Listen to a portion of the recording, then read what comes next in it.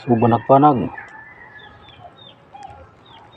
niya may butan kayo, liwat kayo sa iyang tupitang nini nga matod pa niya ang kalendaryo nga Gregorian perting sayo pagyod ngano man nga sayo kay sumala sa Biblia ang igpapahulay ikapitong adlaw, pero sa kalendaryo ang igpapahulay sa mga Katoliko unang adlaw. Di perting sayo pa sa kalendaryo ang insakto ang Biblia kay ang ikapitong adlaw may gisunod sa mga Sabadista sa pagpahulay. Muna ang sayop ng kalendaryo.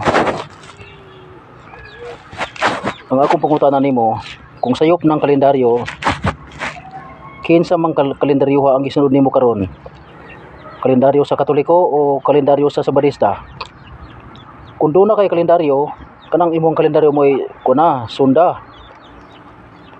O kanang og sayop ng Gregorian calendar, nahala paghimog imong kalendaryo. Tabangan kanako og sangyo tibok kalibutan, tanaw nato og di ba katawan.